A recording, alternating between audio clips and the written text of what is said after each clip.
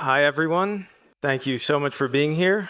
Welcome to everything you wanted to know about Substrate, but were afraid to ask. I'd like to tell you a little bit about me before we get started. My name's Nathaniel Morgan, and I'm a principal technical artist here at Epic Games. I'm one of the product owners for the rendering systems of Unreal Engine, and I'm here to talk to you about our new material system, Substrate. I want to underscore that I'm here representing the work of the whole Substrate team, and most especially the main engineers responsible for Substrate, Sébastien Hilaire and Charles de Rouzier, without whom none of this would be possible. So Substrate is now production ready as of Unreal 5.7. I'd like to take some time to explore with you what Substrate is, why it represents a fundamental shift in Unreal Engine's shading model, and how to start using it effectively in your own projects. Whether you're working in games, linear content, or CG visualization, Substrate gives you more control over surface shading, greater visual fidelity, and a more expressive material system, without relying on hacky or otherwise brittle shader workarounds. Before we dive in, here's a quick overview of what we'll cover. We'll start by defining what Substrate is and why it matters, especially in terms of how it changes the way shading is handled in Unreal Engine. From there, we'll compare it to the legacy material system and highlight the new capabilities it unlocks. We'll look at the benefits for both artists and tech artists, especially in terms of layering, realism, and material flexibility. Then we'll walk through how to migrate content, what compatibility looks like, and how to approach the transition incrementally. After that, we'll talk about some common pitfalls and performance considerations, especially when working with layered materials and composition operators. Finally, we'll wrap up with a look at where Substrate is headed and close with some key takeaways and a bit of time for questions.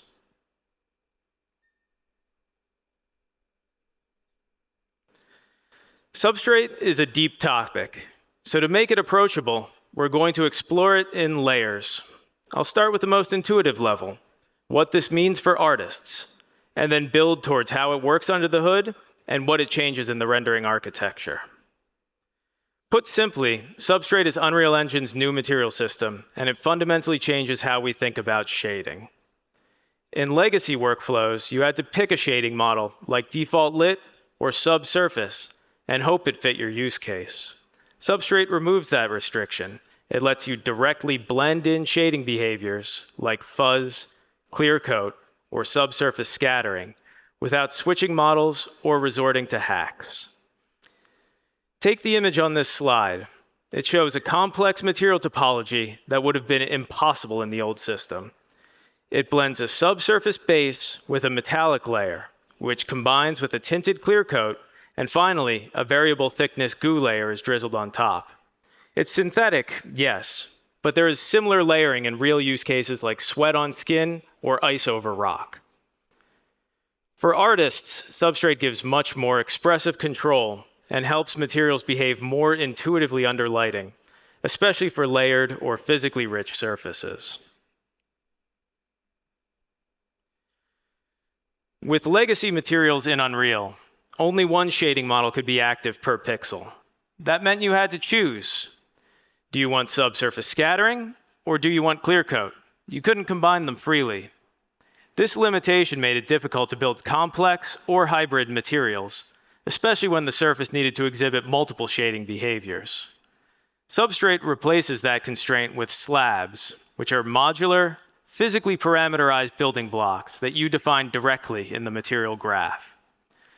These slabs are self-contained models of light surface interaction. Essentially, they're shading models in their own right, but with the added benefit that they can be composed using operators like blending or mixing.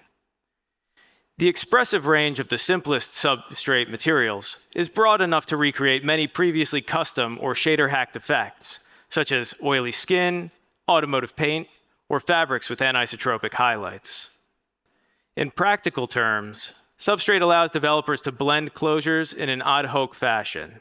That means far fewer restrictions on how materials are layered, and a lot more freedom to express what a surface is, rather than fitting it into a predefined model.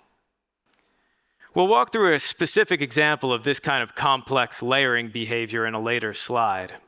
But for now, Just keep in mind that Substrate doesn't ask you to choose a shading model. It allows you to build one, tailored to your material's actual properties. At its most fundamental level, Substrate is a complete reconfiguration of the GBuffer, and we'll get to the asterisk there in a bit. Instead of using a fixed GBuffer layout, like traditional deferred rendering, Substrate stores material properties in packed GPU buffers. So this isn't just about changing a shading model. We're actually replacing how the renderer stores and evaluates material data per pixel. One key consequence of this change is that hardware blending is no longer supported. But what we gain is the ability to store multiple closures per pixel and to blend material data in ways that were previously impossible, enabling far more nuanced and dynamic shading behavior. Substrate is also designed for scalability. It can simplify or drop expensive configurations automatically on platforms that don't support the full feature set, like mobile or older consoles, or even if the material falls outside the budget established in the INI files. To make this work, Substrate scales memory allocation dynamically based on pixel complexity, and the threshold for simplification is configurable per platform. What this means for you is you can author a high-end material once, and it will scale down to your target hardware without duplicating assets or fragmenting your content pipeline. So why have we been working on Substrate? Legacy materials in Unreal work really well. They've served us for years. But there are definitely some notable limitations that can make certain looks difficult or even impossible to author. Even in standard production workflows, things like stylized shading, semiconductors or gemstones, or dielectrics with complex light behavior, content teams often run into constraints that require sophisticated workarounds. Take a simple example, blending the metallic parameter from 0 to 1 in default lit. You'll often see white-edged artifacts in the transition zone, not because the shading model is broken, but because the math becomes ill-defined between metallic and dielectric states. Substrate avoids this by reparameterizing the material to specify the problematic properties, metallic, specular, and base color, as diffuse color and F0, which is the reflectance at view incidence. This, in conjunction with its inherent energy conservation, permits a continuous, well-defined transition between dielectric and metallic material behaviors. In the most demanding situations, Substrate can even evaluate and compose closures separately to resolve the blend in a physically correct way. And importantly, it does this efficiently. The more expensive composed evaluation only occurs in the transition regions. Tiles where the mix is 0 or 1 still use the faster single closure path. And here are all the methods discussed side by side with the relevant crop. Another common pain point is chromatic specular on dielectrics. Examples of this would be thin film interference or some other form of structural coloration. In the legacy system, non-metallic surfaces can't produce colored specular highlights without hacks. Substrate exposes F0 as a Vec3, so you can define chromatic specular directly, even on dielectrics, and have it respond properly to lighting. Substrate enforces energy conservation to ensure the balance of diffuse and specular remain plausible. It's even possible to have light-facing specular effects in Substrate by using a specular profile asset. Let's stay on the topic of specular for a moment. The legacy specular input is tuned for common dielectrics. It maps a range of IORs from 1 to 1.788 as a single float, and these in turn return an F0 of between 0 and 0.08. That works for most materials, but breaks down for metalloids, semiconductors, gemstones, even something common like carbon fiber, all of which set well above that F0 range. In the case of carbon fiber, it's about 0.18. The point here is IOR, specular, and F0 are different ways of expressing the same property. And Substrate exposes the most elemental form, F0, and giving you precision and control. This also makes manual IOR tracking more plausible, especially in layered materials or scenarios where the external IOR is not one, like rendering underwater. These aren't edge cases. These issues come up regularly in all areas of production. Earlier, I mentioned that Substrate introduces a complete reconfiguration of the GBuffer. But there's an asterisk to that, because how Substrate stores and accesses data actually depends on which rendering path is used. There are two GBuffer modes in Substrate today, the Adaptive GBuffer and the Blendable GBuffer. Let's break them down.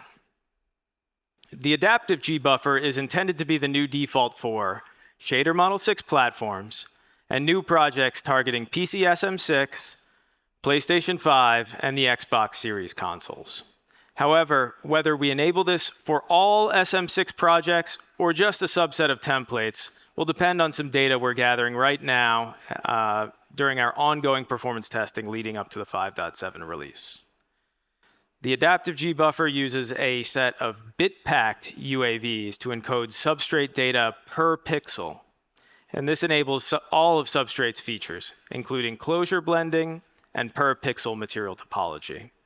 And this is the mode that delivers the full flexibility and expressiveness of the system. There is a minor caveat to using the Adaptive GBuffer. Because the data is packed, hardware blending is no longer supported. This further implies that debuffer decals are the only method for applying decals when using the Adaptive GBuffer, and they will be used regardless of your decal project setting. There is an option to render these decals either during or after the base pass to access the material normal without any temporal reprojection or depth reconstruction. The Blendable GBuffer is a compatibility fallback used for Shader Model 5 and other limited platforms, and projects upgrading from previous versions that don't have either Substrate Experimental or Beta enabled. This mode uses the traditional GBuffer layout with support for blending and carries limited Substrate data from the base pass. It's constrained to a single slab and feature per pixel, so more advanced Substrate features, like layered closures or complex blends, are automatically simplified.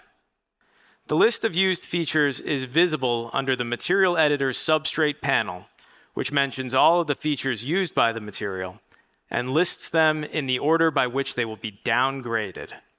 All that said, it's designed to hit performance and memory parity with legacy rendering.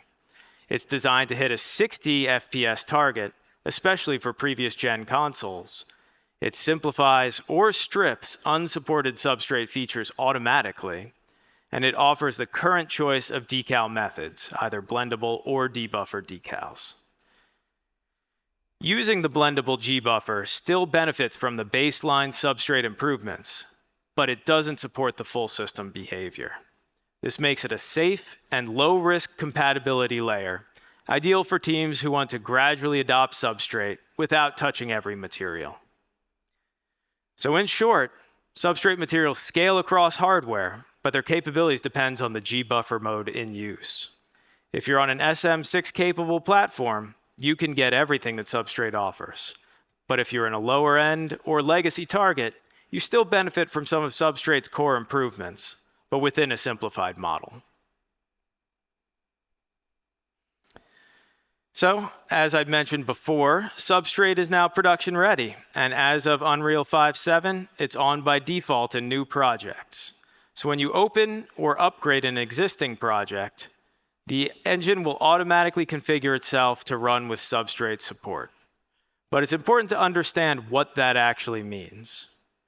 When you upgrade, your existing materials still use legacy shading models, but they're now backed internally by Substrate's data structures. So, nothing visually changes unless you edit the material, but it's running on the new system under the hood. Most importantly, this setup means that substrate can be toggled on and off safely as long as you haven't added any substrate-specific nodes. But the moment you add nodes like slab or a composition operator, or if you explicitly convert a material by right-clicking on the base material attributes, that material is now bound to substrate. If you disable substrate after that, those nodes will be stripped and the material will lose its parameter assignments. So once you opt in at the graph level, it's a one-way trip for that material. The key takeaway here is that substrate's upgrade path is intentionally safe and incremental. You can start using substrate in small ways, adopt it gradually, and transition only the materials that benefit from the new system without breaking your project. Now that we're operating in substrate, let's take a look at what a substrate material actually is. Unlike legacy materials, which are defined by selecting a fixed shading model, substrate materials are constructed from slabs. A slab is the fundamental building block of a substrate material. You can think of it heuristically as a closure, in the sense that substrate operators treat slabs as atomic units when blending or stacking them. But in reality, a slab is more than that. It's a bundled representation of multiple closures, essentially a shading model in its own right. It's designed to be the minimum viable struct to describe a unit of matter in a physically grounded, parameterized way. Even a single slab is more expressive than any of the legacy shading models. In fact, it's a replacement for 7. The slab can also represent material behaviors that would have required shader customization or tech art tricks in the past. Every slab is composed of 2 core components, an interface and a medium. And together, these define how light interacts with the material, both at the surface and within the volume. So let's dim out the inputs that aren't actually a part of the interface. The slab interface defines how light interacts with the material at the surface before it enters the volume.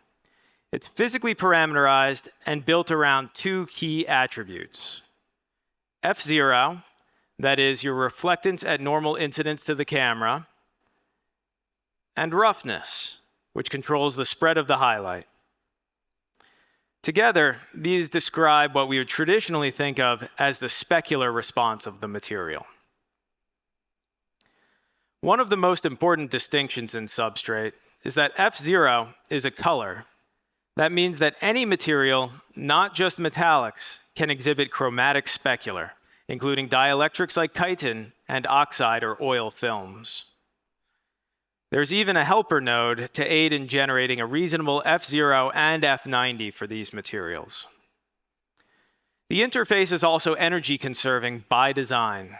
So when F0 increases, diffuse response is automatically reduced, keeping the total reflected energy physically consistent and saving you from manually balancing specular and diffuse strength. Substrate also supports F90, which you would probably expect to define grazing angle reflectance. This isn't quite the case. Even though F90 accepts a color input, it's not actually interpreted as a color value. Instead, it's handled as a hue and saturation shift relative to F0. This is mostly done for performance reasons, although if you do need a finer grain control of the Fresnel curve, a specular profile asset could be used instead.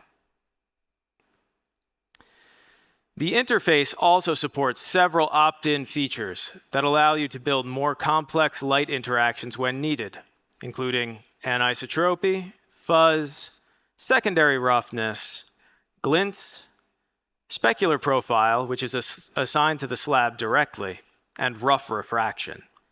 If you don't use these features, there's no performance cost.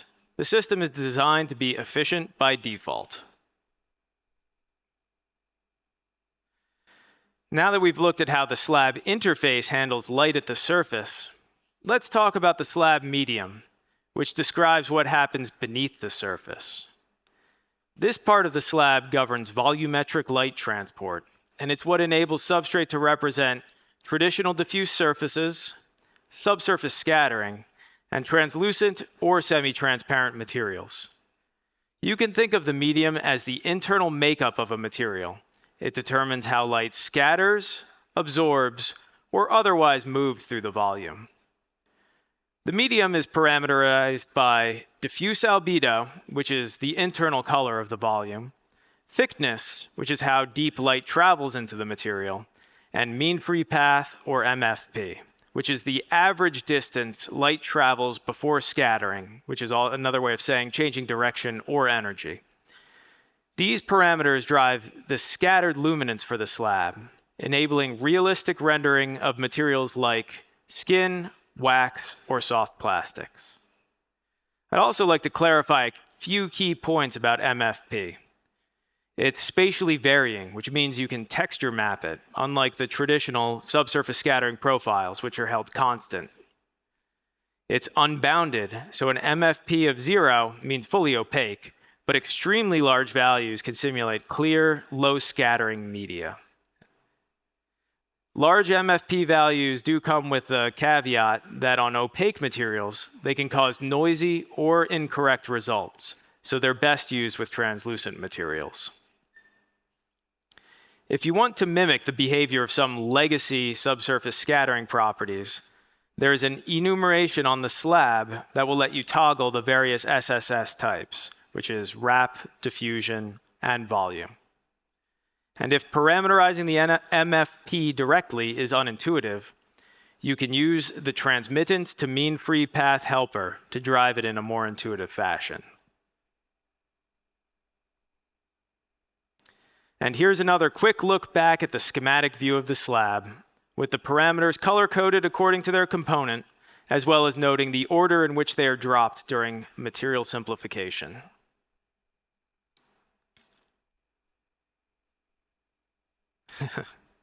All right, before we jump into building with slabs, let's quickly look at the materials that aren't built from them, the ones that remain monolithic or are bound to specific material domains. At the top of the slide, you can see a few examples of domain materials. These are directly analogous to their legacy equivalents, and when used with substrate, the appropriate material domain and shading model are automatically set for you. Domain materials are isolated. They can't be composed with substrate operators, but they still benefit from running inside the substrate pipeline. This includes post-process materials, light functions, and decals. When using substrate, any material graph can be used as a decal. Just insert the Convert to Decal node before connecting to the front material input to ensure correct interpretation. At the bottom of the slide, we can also see examples of monolithic materials. As before, these materials are intended to be used in isolation. They represent complex, standalone phenomena where material blending either doesn't make sense or would be too expensive. Examples of this include volumetric, hair, eye, unlit, and single-layer water. All of these are considered monolithic and will not respond to substrate blending operators. These non-composable materials still play a role, but most of what you'll create in substrate starts with slabs, the core building blocks of the system. For me, operators are the core of what makes substrate so powerful, the ability to define an arbitrary material topology. So when I say material topology, I'm referring to the arrangement of slabs and composition operators that determine how light interacts with a material, both at the surface and through its volume. It's the structure that defines how different closures combine to produce the final shading result. In many shading systems, materials are presented as closure trees or BSDF diagrams. They're schematic layouts that describe how lobes like diffuse, specular, fuzz, and transmission are organized. With substrate, you're not locked into a predefined model. You build the topology yourself in the material graph. By choosing slabs, defining how they're composed, and structuring that logic explicitly, you control the range of materials your graph can represent. We're already starting from a more expressive baseline, and the ability to compose multiple slabs on top of that is intentional. Substrate is designed to scale with hardware, with rendering paths, and with your project. All that said, it's definitely possible to build topologies that are too costly for your target platform. The more closures you evaluate, the higher the cost, especially on ray tracing paths like lumen or path tracing.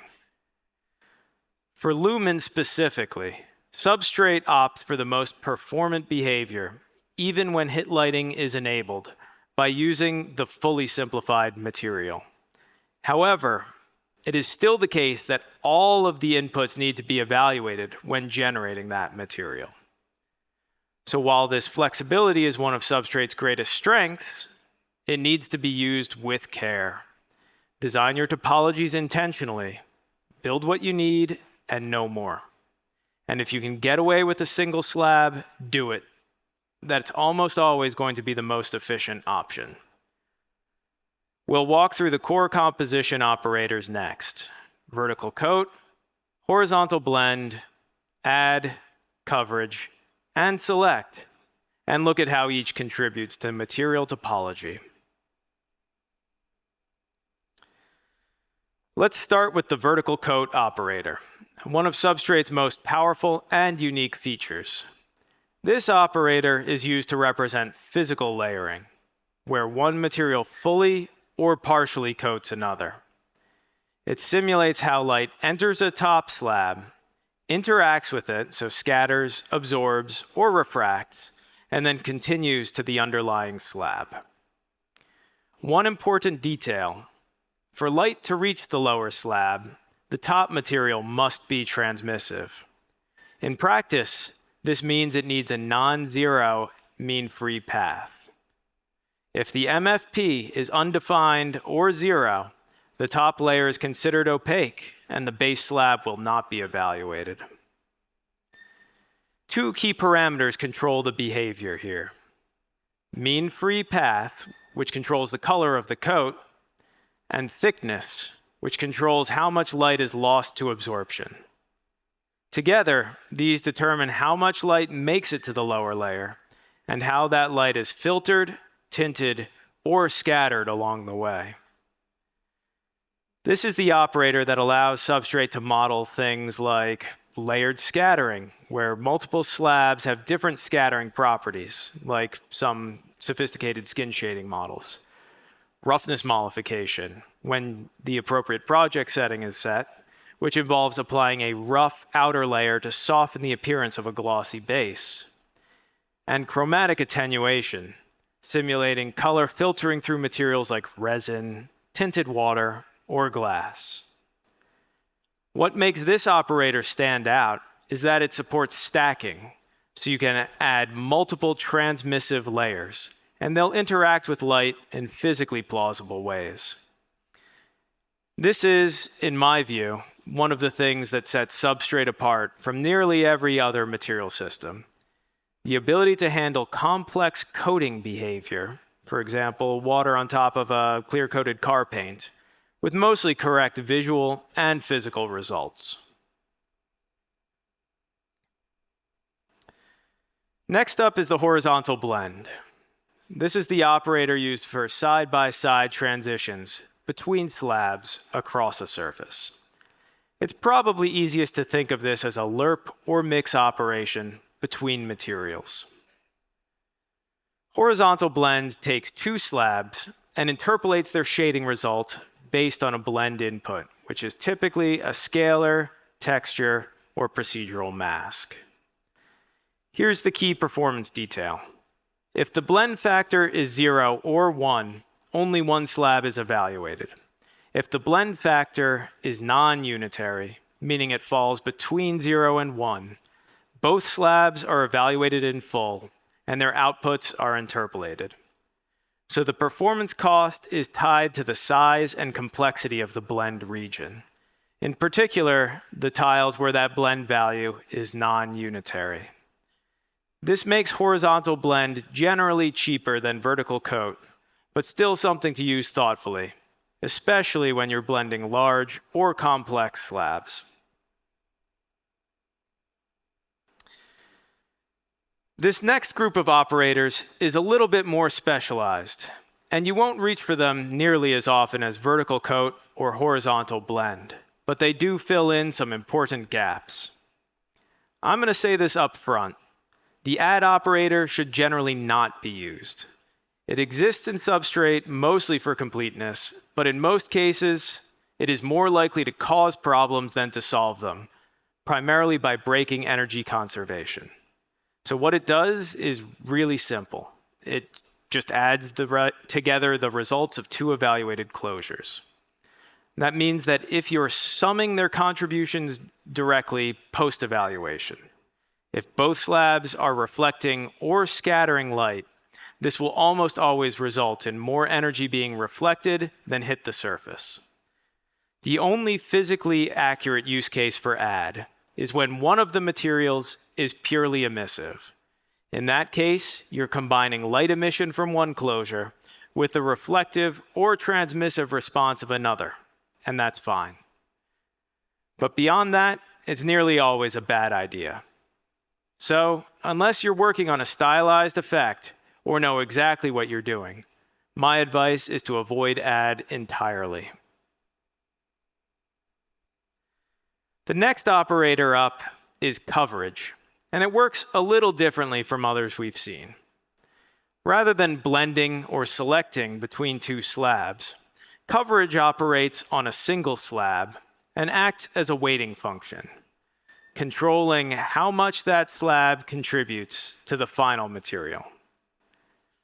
Let's take a quick example using a translucent material.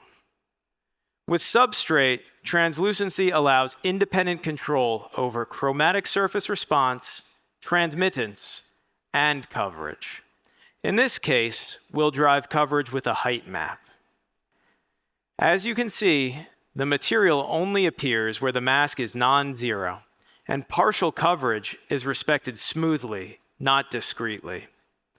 I tend to think of coverage as assigning a probability that a slab exists at any given pixel. At 0, it contributes nothing. At 1, it's evaluated fully. Anywhere in between, it contributes proportionally. This makes coverage especially useful for attenuating a slab before it's composed, as is often the case with vertical coat, where you might want a spatially varying top layer.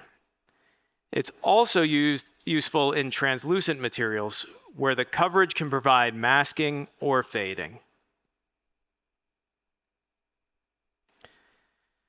The final operator in the set, and also the most recent addition, is select. This operator serves a few distinct purposes, but at its core, it enables conditional evaluation of one slab or another based on a selector input, and outputs a single slab, which can be very useful for performance control. So let's go back to our original example materials. You can see that the selection mask is actually used to pick either one material or the other, and offers no possibility of evaluating both closures, as is indicated by the ternary statement.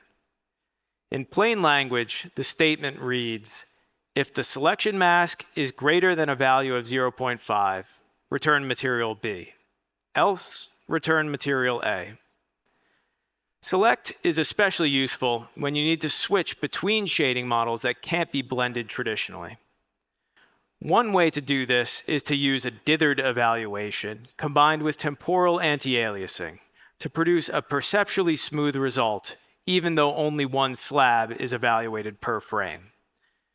This makes it one of the only ways to blend certain features that are incompatible with horizontal blend, such as slabs using different subsurface profile assets.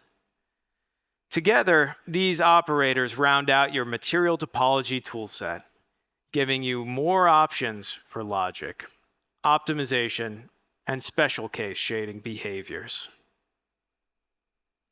All right, now that we've walked through the operator set, at this point, you're probably pretty reasonably telling yourself, well, that sounds pretty expensive. And you're probably right. So let's take a moment to talk about how to use these operators responsibly. Because the power that Substrate gives you can easily become a performance problem if you don't think carefully about material topology.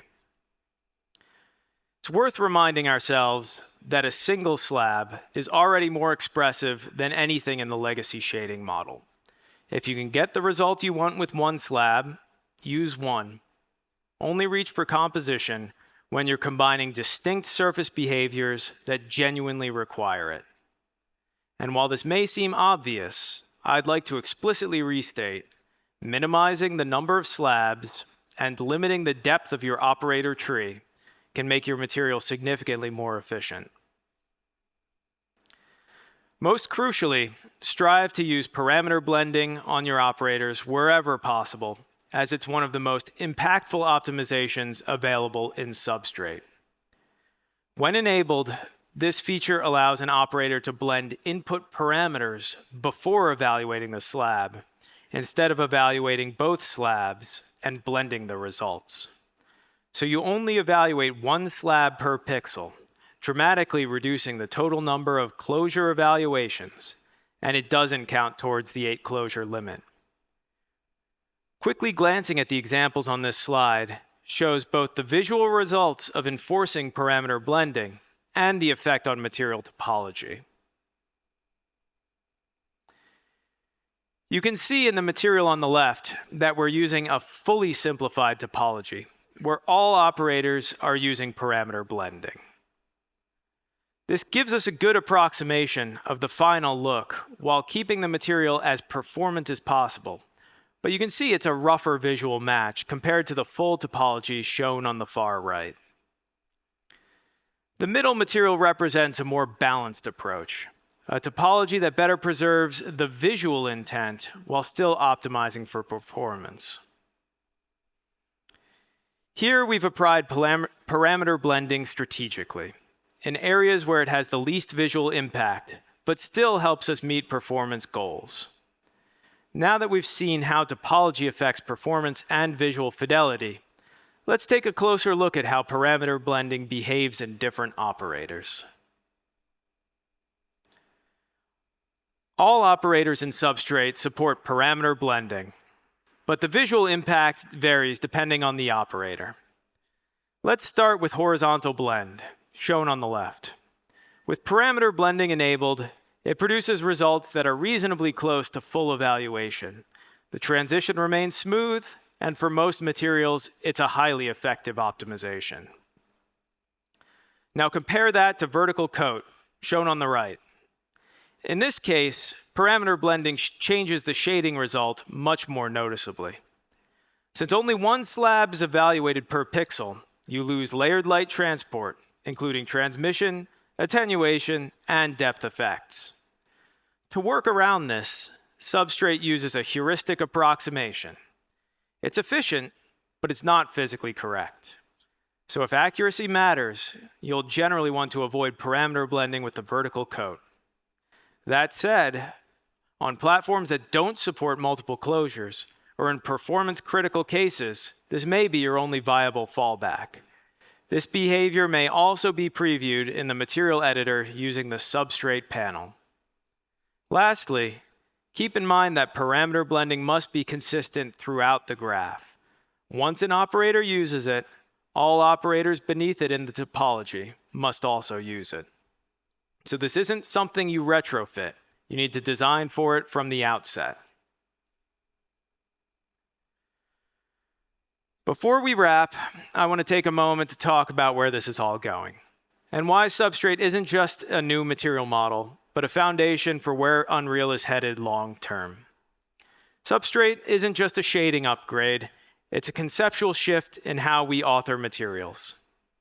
By structuring materials around slabs, parameterized interfaces, and explicit composition logic, Substrate gives us a framework that's more physically accurate, more modular, and more adaptable to future workflows.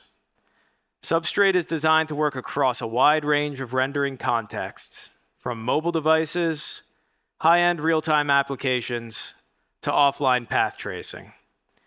Even future platforms that haven't been fully defined yet.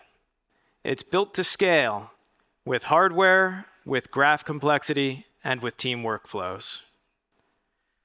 Substrate also opens the door to stronger interoperability with external shader systems and open standards. As standards like OpenPBR continue to develop, Substrate is positioned to represent and exchange data cleanly with those models through interchange, offering a clear path towards broader pipeline integration. So that brings us to the end. We've taken our materials from this to this. So I want to take a moment to recap what we've covered and leave you with a few key takeaways. So Substrate is a new approach to authoring shading models in Unreal, and it should be thought of as a framework to fit your needs. Instead of selecting shading models, you now construct material topologies using slabs and composition operators. Even a single slab can be more expressive than a full legacy material, and that's often the best place to start. Substrate supports powerful combinations of closures, but each additional operator and slab has a cost, and structure matters. Parameter blending is your best optimization tool, so use it early and plan for it. Your material graph is now your shading model, and that gives you both creative control and technical responsibility. Substrate adapts to hardware constraints automatically, letting you create high-end materials that degrade for various targets without duplication. And Substrate is enabled by default in 5.7, and legacy materials remain compatible until you opt in, giving you full control over adoption. Substrate gives you the flexibility to build incredible materials, but also the responsibility to manage complexity. If you're thoughtful about how you compose, structure, and optimize, this system gives you the tools to author materials that are scalable and maintainable across teams, projects, and platforms. So whether you're a solo dev, an indie team, or part of a large studio, Substrate gives you the flexibility to build and maintain a material system that works for you, and one that evolves as your project and platform needs grow. So thanks for your time and attention, and we got a bit of time for questions.